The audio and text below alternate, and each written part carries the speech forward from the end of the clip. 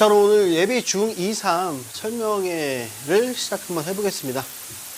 인사 먼저 드리겠습니다. 안녕하십니까. 저는 삼성대세 수학학원장 이종한이라고 합니다. 박수 한번 쳐주세요. 매번 하는 설명회인데 항상 긴장이 되니까 이번 설명회는 참 의미가 있어요. 마스크를 벗고 하는, 진짜 오랜만에 마스크를 벗고 하는 설명회예요. 마스크 쓰고 설명할 때 너무 힘들었는데. 좋습니다. 일단 저희 대세학원을 지금 아까 보니까 비재원석 어머님들이 굉장히 좀 많으시더라고요. 대세학원을 처음 와보신 분 혹시 계시나요? 그죠? 처음 와보셨죠. 대세학원의 이력을 살짝 말씀드리자면, 안녕하세요. 대세학원은 지금 송파 대세학원에서 시작을 했고요. 지금도 송파에 대세학원이 운영 중이고요. 거기서 저는 이제 5년 동안 수학 강사로 있다가 이쪽 지역으로 2015년 11월에 학원을 오픈해서 학생 수 2명에서 지금 거의 한 이제 300명대까지 올라온 그 학원이 됐습니다. 됐고, 지금 이쪽 지역으로 넘어온 지 3년 됐고요. 동산동에서부터 시작해서 이 지역에 9년째 지금 자리를 하고 있고요. 이쪽 인근 신원고, 고양 동산고, 고양 일고, 이쪽 지역에 대해서는 전문가다라고 말씀을 드리고 싶습니다. 오늘 혹시 궁금한 게 뭔지 먼저 여쭤봐도 될까요? 저 혼자만 오늘 떠들기는 조금 힘들 것 같아서 제일 궁금한 게 어떤 건지. 과학. 그죠? 과학이 제일 궁금하죠. 그리고 또 지금 예비 중2, 예비 중3 학년들한테 적용되는 입시 개편 시한. 그죠? 모든 게 싹 다 바뀝니다.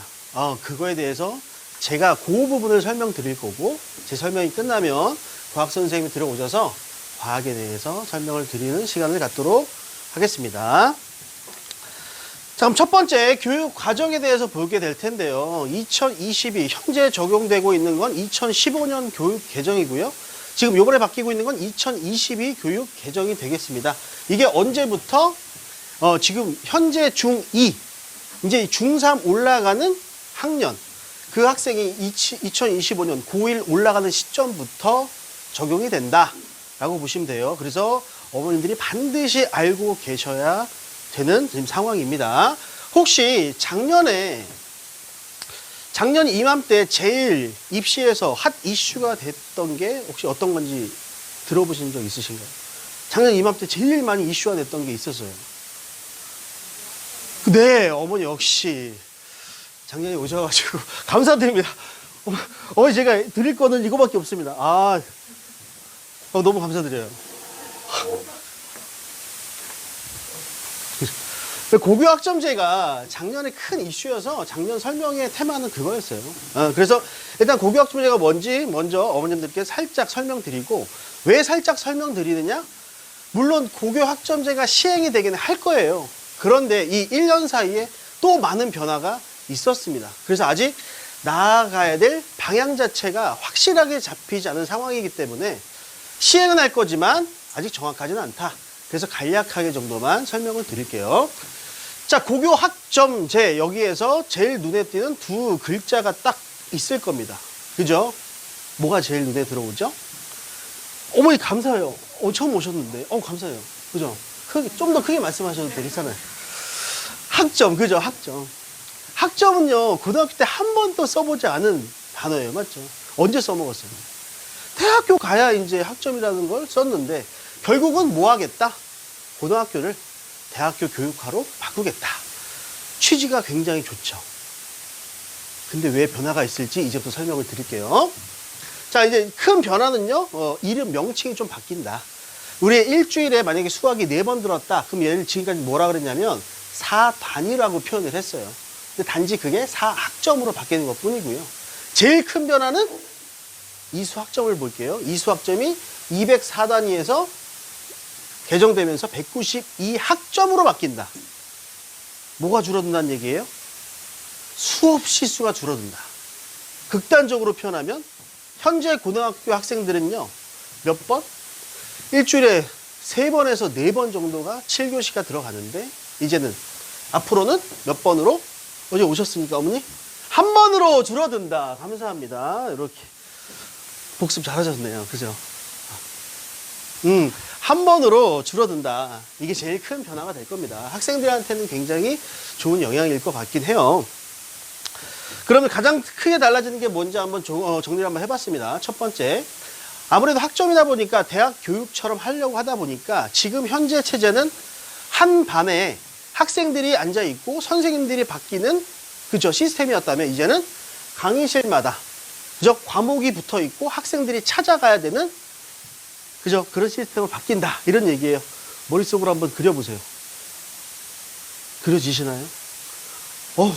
저는요 그려지지가 않아요. 대학생들은 좀 여유가 있죠. 고등학생들은요 쉬는 시간 단 10분이에요. 10분 안에 이동 수업을 계속 해야 된다는 얘기예요. 언제부터? 고등학교 2학년 때부터 선택 수업을 하셔야 된다. 이런 얘기인 거예요. 아직까지 현실적으로 와 닿지는 않습니다. 그러면 이제 어떤 문제점이 발생하느냐. 고교학점제 선택을 해야 되다 보니까 학교마다 선택지를 줄 거란 말이에요. 그죠? 근데 내가 듣고 싶은 과목이 있어. 그런 친구들은 어떤 친구들이냐? 내가 하고 싶은 게 있어. 하고 싶은 게 있는 애들은 굉장히 좋은 시스템이라고 저는 생각해요. 근데 저는 이제 학원에 있잖아요. 그죠? 어머니는 뭐 자녀분들만 보시겠지만 저는 수많은 학생들을 본단 말이에요. 상담을 해보면 정말 좀 고등학생들한테 물어봤을 때 혹시 하고 싶은 게 있어?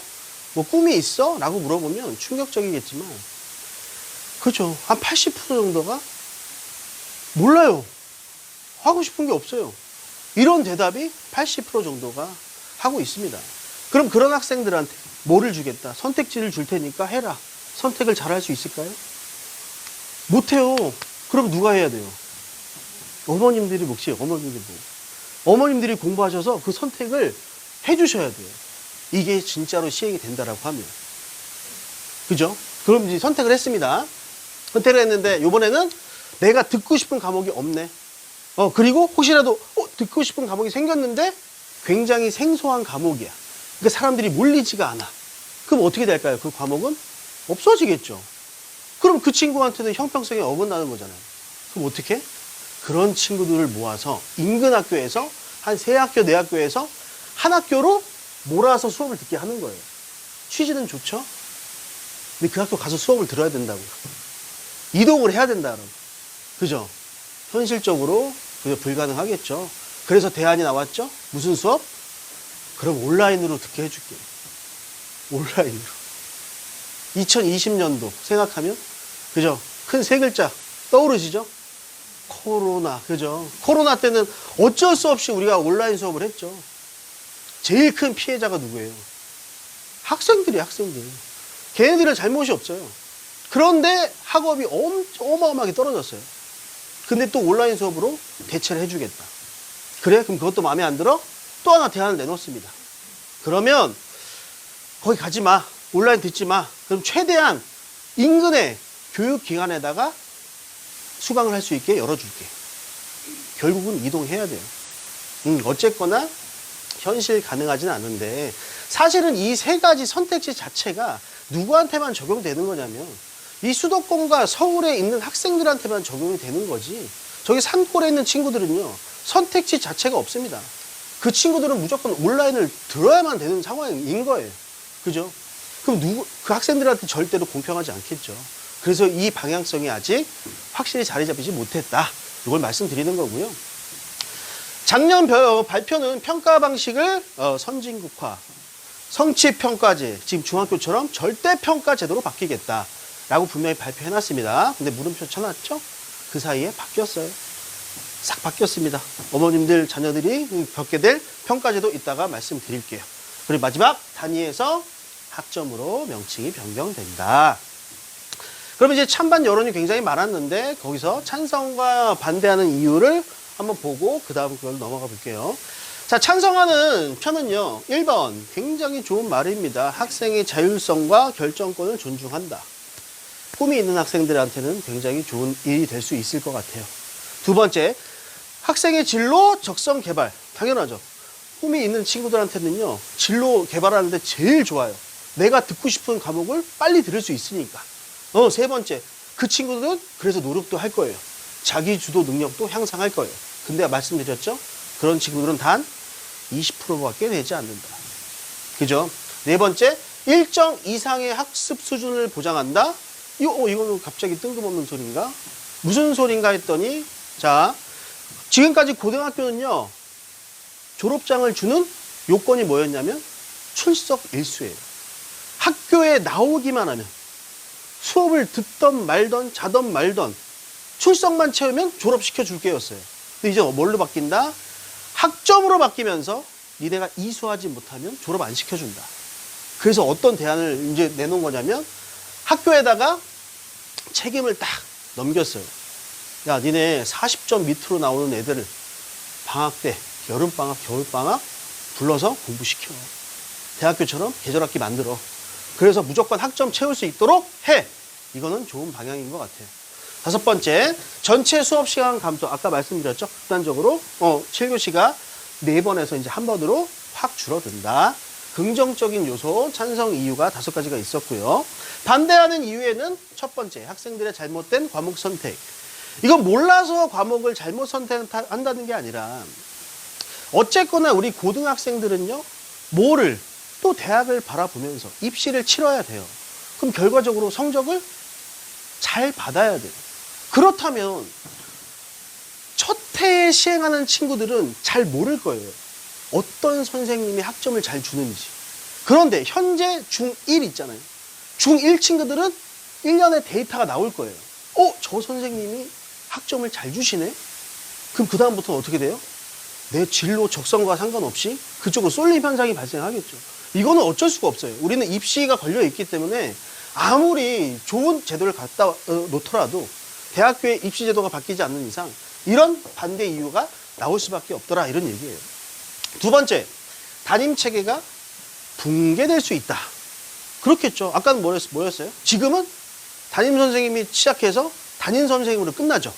그러니까 담임이 있어요, 책임. 근데 이제는 학생들이 누가 담임인지 몰라요. 수업을 그 선생님 찾아다녀서 들어야 돼요. 그러니까 누가 담임인지 몰라요. 책임을 누가 져야 되는지 알 수 없다. 세 번째, 교사 수급의 변동 증가. 이건 실제로 지금 현재 일어나고 있는 일입니다. 저희 제자가 올해 임용이 됐는데 그 친구가 저한테 한마디 하기를, 선생님 제가 운이 좋았어요. 올해부터 선생님을 많이 뽑더라고요. 실제로 그 말을 하더라고요. 그러니까 진짜로 시행이 되긴 될 건데 어떤 방향성을 가질지는 아직 좀 무리수라고 말씀드리고 싶고요. 네 번째, 계속 얘기하는 게 대학교 입시 제도가 바뀌지 않는 이상 아무리 좋은 제도가 오더라도 결국은 줄 세우식으로 갈 수밖에 없다. 괴리감이 굉장히 크더라. 이런 얘기고요. 다섯 번째, 정책에 대한 낮은 인식과 이해도. 사실상 고교 학점제 작년에 설명회를 했을 때만 해도 모르시는 부모님들 그리고 모르시는 선생님들이 훨씬 더 많았습니다. 사실 지금까지도 아마 처음 들어보시는 분들도 저는 많을 거라고 생각해요. 그만큼 인식 자체가 좀 낮더라. 왜냐하면 교육 자체가 너무 많이 바뀌니까 매번 신경 쓸 수가 없어요. 그래서 이런 자리에 한 번씩 오실 때마다 들어주시는 게 어머님들한테 굉장히 도움 될 거다라고 생각합니다.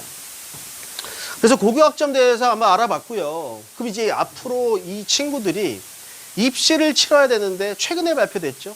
2028년 입시 개편 최종안이 아니라 시안. 시안이라는 건 아직 얼마든지 바뀔 수 있다. 이걸 내놨어요. 그럼 어떤 게 있는지 한번 첫 번째 수능부터 한번 볼게요. 수능 체제부터. 수능에서 이렇게 해서 우리 친구들이 이렇게 이제 바뀐대요. 지금은 현재 중3 애들, 예비 고1 애들은 여기까지 적용되고요. 지금 예비 중2, 중3 친구들은 여기서부터 적용되는 거예요. 자, 제일 잘 보이는 단어가 누구예요? 공통, 그죠? 공통. 저희 세대랑 이제 거의 똑같아집니다. 문과, 이과 상관없이 사탐, 과탐 다 봐야 되고요. 모든 과목을 다 공통으로 문이과 구분 없이 똑같이 획일적으로 보게 됩니다. 여기까지 괜찮아요. 왜냐하면 지금 우리가 통합형 수업을 하고 있기 때문에 거기 취지에 맞습니다. 그런데 이 중에서 선생님 저 의대 가고 싶은데요. 저 공대 갈 건데요. 그럼 어떻게 구분해요? 누가 어떻게 구분할 수 있을까요? 구분 못하죠. 그래서 이거 교육부에서 이건 안 된다. 취지는 좋지만 그럼 문이과 구분 자체가 없으면 대학교에서 어떻게 이 선발을 하냐. 그래서 교육부에서 추가 검토안을 하나 더 내놓은 게 심화수학이란 과목으로 제2외국어 한문 9과목 중에서 하나 택하던 거를 10과목으로 늘려서 심화수학까지 해서 하나를 택하게 하자. 그래서 이과 학생들한테 이 시험을 보게 해주자. 요게 이제 들어간 상황이고요. 이건 아마 채택이 될 확률이 굉장히 높을 겁니다. 자, 그러면 이제 학업량에 대해서 좀 한번 생각을 해볼게요.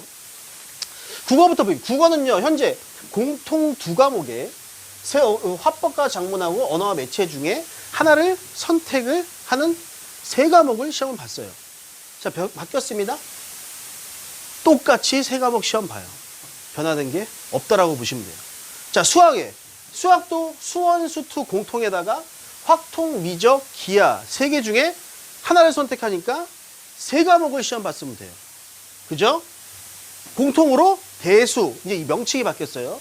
대수, 미적분, 이게 수원, 수투예요. 대수, 미적분, 원, 확률과 통계. 요거는요, 어떤 조합이냐면 수원, 수투, 확통, 문과 학생들이 조합을 했던 이 과목이에요. 문과 학생들은 변한 게 없죠. 근데 이과 학생들은 확률과 통계를 안 봐도 됐었어요. 근데 이과 학생들은 확률과 통계를 공통으로 다시 봐야 돼요. 거기에다가 얘가 채택이 되면 미적분 2하고 기하까지 공부를 해야 돼요. 몇 과목을? 5과목을 공부해야 돼요.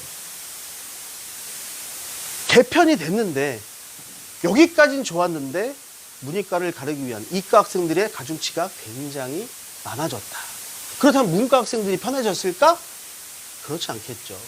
탐구 과목 보세요. 탐구 과목은 17과목에서 계열 구분 없이 지금까지 2가지를 선택을 했었어요.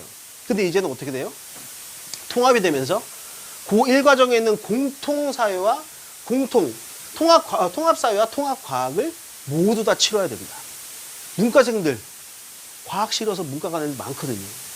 잘 피했는데 이제부터는 피할 수가 있다 없다? 없다. 자, 생각해 볼게요. 2 학생이 있습니다. 첫 번째, 문과 학생과 이과 학생이 있는데 문과 학생이 과탐을 공부하는 것과 이과 학생이 사탐을 공부하는 거, 어떤 학생이 더 어려울까요? 당연히 문과예요. 이과 애들은 사회는 그냥 외우면 돼요. 근데 과학은 외워서 될 게 아니에요. 물화생지가 다 들어가잖아요. 아무리 1학년 과목이라도 이제 피할 수가 없다는 얘기예요. 이렇게 이제 결국은 문과도 학업량이 많아지고 이과는 더 많아지더라. 이렇게 생각하시면 되고요. 지금 이 색깔을 구분시켜 놓은 건 절대평가와 상대평가를 구분 짓는 건데 이 보라색은 여전히 절대평가로 진행할 것이고 색칠되지 않는 것들은 여전히 상대평가로 진행할 거다. 수능은요, 내신 체제는 바뀌었지만 수능은 체제가 바뀌지 않습니다. 1등급에서 9등급 상대평가로 그대로 유지가 됩니다. 그러니까 제일 중요한 건 국어하고 수학하고 탐구 과목이 앞으로도 입시에서 굉장히 중요한 역할을 할 것이다. 이렇게 어머님들이 이해하시면 될 것 같아요. 자, 그 다음은 이제 평가 제도에 대한 걸 한번 말씀드릴 텐데 어머님들이 3가지 정도를 공부를 하셔야 돼요. 지금 현재 중학교 학생들은요, 평가 방식 자체가 절대평가예요. 절대평가라는 건 일정 수준의 점수 이상이 나오면 A, 그게 90점이죠. 80점 이상 B, 이렇게 주는 걸 절대평가라고 얘기하고요. 요 친구들이 고등학교 현행체제로 올라오면 9등급 상대평가를 받게 됩니다. 절대평가와 상대평가는요, 2가지. 비율, 결과적으로 줄을 세운다. 1등부터 4%까지 1등급을 주고요. 그 다음 11%까지 2등급을 주고, 그 다음 3등급 23%까지 3등급, 40%까지 4등급을 주더라. 이런 얘기예요. 그 5등급은요? 어머님들 아시면 안 돼요. 안 된다고 적어놓지 않는 거예요. 여기 들어가면 큰일 나는 거예요. 큰일 나. 여기까지는 괜찮아요. 여기까지는 이게 복구가 가능한데 여기 내려오는 순간 여기는요, 그날 컨디션에 따라서 점수가 좌우돼요. 정말이에요. 그러니까 여기까지는 회생 가능성이 있으나 여기는 돌아올 수 없는 길이다. 외우지 마세요. 여기까지만 기억하세요. 자, 그럼 이 체제가 2028년도 우리의 학생들이 평가받게 되는 제도는 내신 5등급제예요. 완화가 됩니다. 완만해져요. 1등급 보세요. 4%에서 10%로 어마어마하게 늘어나죠. 2등급은요, 34%까지 2등급을 줘요. 3등급은요, 제가 안 지웠어요, 이거.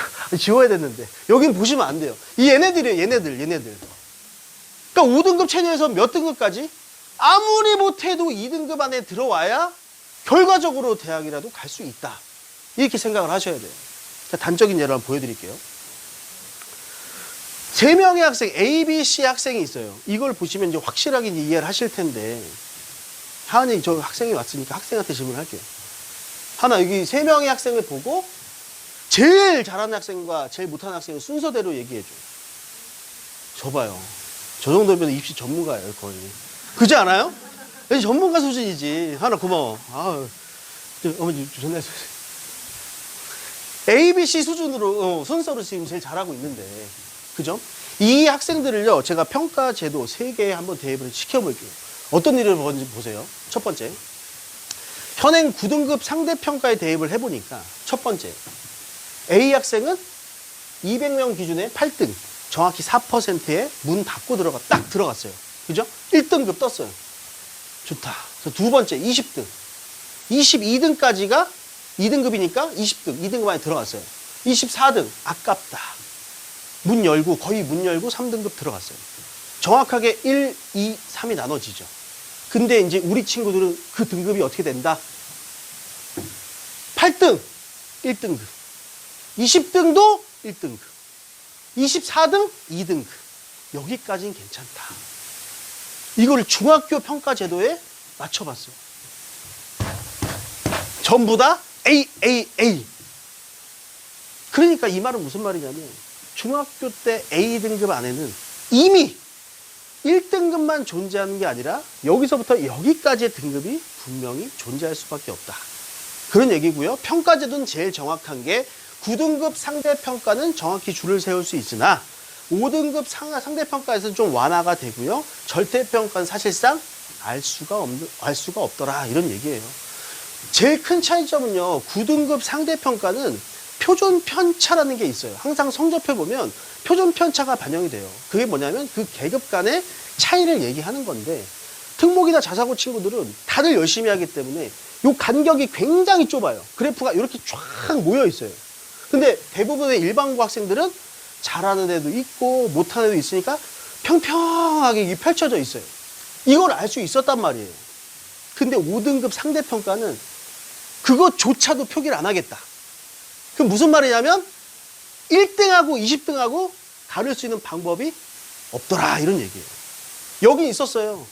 1.1 들어보셨죠? 뭐 1.3, 1.4 그게 바로 상대평가를 줄 세웠던 건데, 이제는 그것조차 아예 표시하지 않겠다. 그럼 어떡해요? 20등에는 신나서 날뛰겠죠. 근데 1등은 짜증나겠죠. 그럼 어떻게? 그걸 누가 선별해야 돼요? 대학교에서 선별을 해야 돼요. 그럼 선별할 수 있는 기준이 얘가 될까요? 안 되겠죠. 그럼 장치가 생기겠죠. 그게 바로 뭐냐면 생활기록부예요. 생활기록부에 있는 세부 능력 및 특기사항, 줄여서 세특이라고 하죠. 그 세특 안에 모든 걸 다 녹여내야 돼요. 그 한 줄이 없으면 누가 잘하고 누가 못하는지, 누가 1등인지 누가 20등인지 알 수가 없어요. 그러니까 어떻게 해야 돼? 학교 생활을 굉장히 잘해야 돼요. 선생님한테 밉보일 수가 없어요. 완전히 갑이에요, 갑. 왜냐하면 말씀드리겠지만 자기소개서도 없어진 상황이에요, 지금. 모든 게 학생부에 의해서만 의존이 된다. 굉장히 좀 무서워졌다. 그렇지 않으면 완전 정시 파이터로 가야 되는데, 정시 파이터가 되기에는 재수생의 병이 너무나도 크더라. 이런 얘기 말씀드리고요. 이건 불편한 진실이에요. 실제로 좀 아셔야 돼요. 그 다음에는 요 인근 학교에 있는 중학교 학생들의 A등급의 비율과 그 학교의 평균을 한번 조사를 해봤더니 쭉 한번 보실까요? 신원중, 고양중, 지축중, 고재중, 모감중 5개가 있는데, 이걸 두 가지로 해석을 할 수 있어요. 첫 번째, 신원중을 보시면 2학년, 3학년이 A등급을 받은 애들이 엄청나게 많죠. 근데 이게 두 가지예요, 해석 자체가. 이건 문제가 쉬웠다라고 해석할 수도 있고요.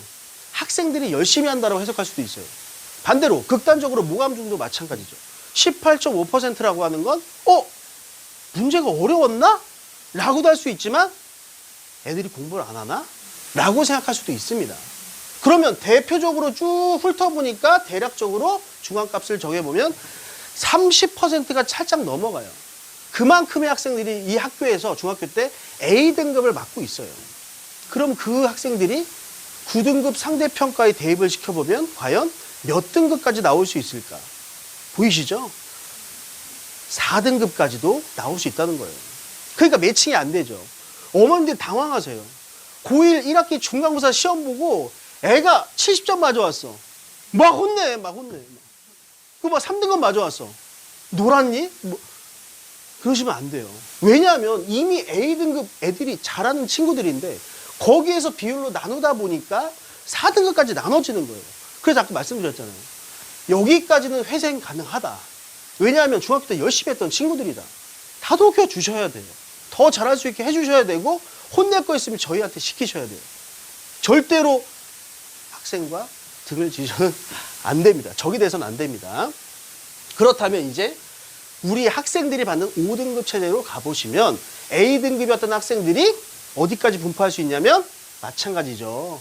2등급까지. 그래야 말씀드린 게 2등급까지는 괜찮다. 하지만 인서울을 가기 위해선 2등급이 괜찮을까요? 절대로 괜찮지 않다. 왜냐하면 현행에서는 2등급까지 인서울이 가능했어요. 그러니까 너무 당연한 얘기잖아요. 5등급 체제로 가면 당연히 1등급이 다 찍혀있지 않은 이상은 내신에서는 이 평가할 수 있는 기준 자체가 안 된다. 이 정도로 이해하시면 될 것 같아요. 그럼 이게 변화하면서 크게 첫 번째 5등급제로 변화하면서 이제 예측한 것들을 4가지로 정리해봤는데 첫 번째 제일 많이 나오는 얘기가 이 얘기예요. 특목고하고 명문고가 분명히 선호도가 증가할 거다. 이 얘기는 왜? 이 친구들은요. 특목고, 명문고 다니는 친구들은요. 학생부 교과로 갈 수 있는 친구들이 거의 없었어요. 왜냐하면 A등급 중에서도 꼭대기에 있는 애들이 특목 자사고를 다 차지하고 있으니까 그 중에서 9등급으로 나누려면 분명히 누군가는 6을 맞아야 되고 8을 맞아야 되는데 교과로 가려면 1, 2, 3 안에 들어와야 교과를 어떻게 쓸 수 있는데 쓸 수 있는 방법이 없었어요. 근데 이제 완화가 되면 어찌됐건 2등급 안에 들어갈 수 있겠지. 그럼 살짝 넣어볼 수 있지 않을까? 이런 생각도 해본다 이런 얘기예요. 그리고 1.1, 2.2 표준 편차가 없어진다 그랬죠. 그런 의미에서도 한번 노려볼 수 있다. 이렇게 해서 아버님 뒤에 졸려오신가 봐요. 괜찮으세요? 졸려오신가 봐요. 두 번째, 내신의 변별력이 낮아진다. 그죠? 아까 어떻게 줄 세우기가 이제 없어지니까 내신의 변별력이 낮아진다. 그러면 결과적으로 누가 제일 중요해지냐? 수능의 중요도가 엄청나게 올라간다. 근데 아까 보셨죠? 수능을 준비하기 위해선 학업량이 어마어마하게 늘어날 수밖에 없다. 학생들의 가중치는 더 많아질 것이다. 그죠? 네 번째, 대학별 고사가 부활할 것이다. 너무 뻔한 결과예요. 왜요? 학교에서 보여줄 수 있는 것 자체가 내신밖에 없었는데 거기서 판가름할 수 없어. 온리 수능밖에 없는데 이것도 내가 믿을 수 없다면 대학교에서 의대, 공대에서 내가 뽑으려면 대학교 고사를 분명히 부활할 거다. 이렇게 예측을 하고 있고요. 수능이 개편되면서 사라지는 게 개편하는 예측은요. 선택이 사라졌어요. 다 공통으로 바뀌었죠. 공통으로 바뀌면서 내가 선택권이 없어. 그러니까 아까 봤죠. 통합사회, 통합과학을 모두 다 할 수밖에 없다. 당연히 학습량이 증가할 수밖에 없고요. 하지만 과학사회가 통합으로 바뀌면서 난이도는 낮아져요. 왜냐하면 1학년 과정을 시험 보기 때문에 지금은 2학년 과정을 시험 봤지만 1학년 과정으로 내려가요. 그런데 뭐가 많아져요? 양이 많아져요. 양이 많아지나 난이도가 감소한다. 똑같은 얘기죠. 세 번째, 변별력은 아직도 상대평가를 유지하고 있는 국어, 수학, 탐구. 얘네들이 가지고 있다. 네 번째, 문과 학생들 이제 피해갈 수 없는 과학이 필수가 됐다. 그래서 저희가 과학을 오픈하게 됐고요. 그 과학에 대해서 이따가 설명을 잘 들으시면 되겠고요. 어머님들이 이제 빠르게는 한 10개월, 한 6개월 정도 후부터는 뭘 하셔야 되냐면 첫 번째 입시를 치르셔야 돼요. 대학교만 입시가 아니에요. 고등학교도 저는 입시예요. 저도 이제 두 자녀를 키우고 있고, 저는 이제 첫째는 올해 예비 고1이 되고, 둘째가 예비 중1이 되는데, 저는 좀 편했어요. 어차피 그 친구가 이제 일반고를 간다고 했기 때문에 편했지만, 일반고가 아닌 이상, 고등학교의 분류가 이렇게 많아요. 어머님들이 처음에 이 분류를 쭉 보시고, 어디로 갈 건지 지금부터 공부하지 않으시면 막바지에 가시면 꼬입니다. 스텝이 막 꼬입니다.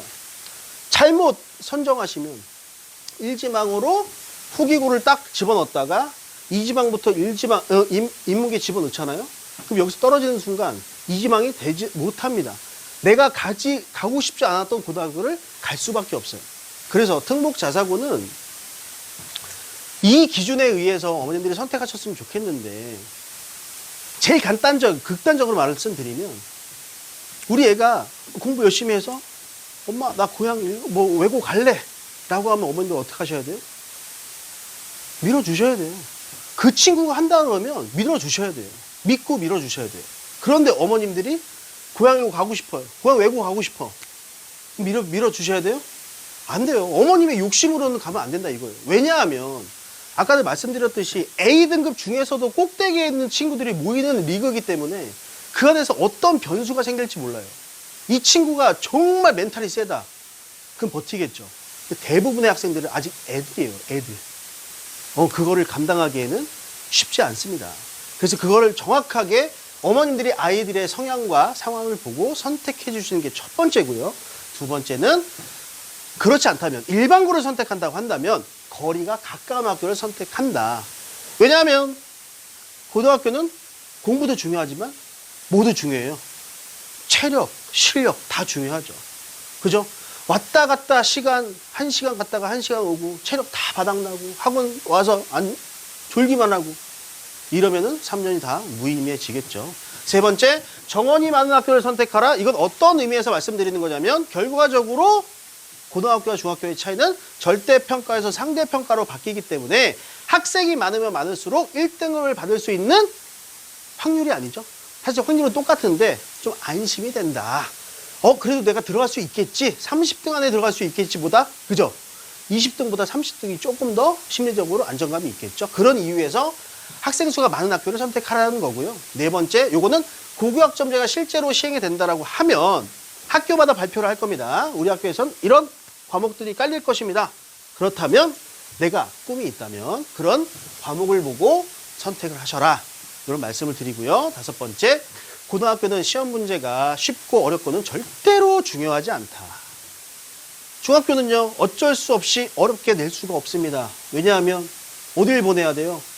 특목자사 보내야 돼요. 그럼 어느 등급 나오게 해야 돼요? 무조건 A등급, 올 A 맞게 해야 돼요. 그럼 애들 난이도 확 올려가지고 내버리면, 전체 다 C 나와버리면 학교 못 보내요. 그죠? 그러니까 중학교는 어느 정도 리밋이 걸려 있어요. 근데 고등학교는 상관없어요. 송파 있을 때는 어마어마했어요. 60점대, 50대 수두룩했어요. 그런 애들이 2등급, 3등급, 1등급 다 나와요. 여기도 마찬가지. 별 다르지 않습니다. 점수가 70점 나왔다고 절대로 혼내시면 안 돼요. 성적표 나올 때까지, 이 몇 등급이 뜰 때까지는 알 수가 없습니다.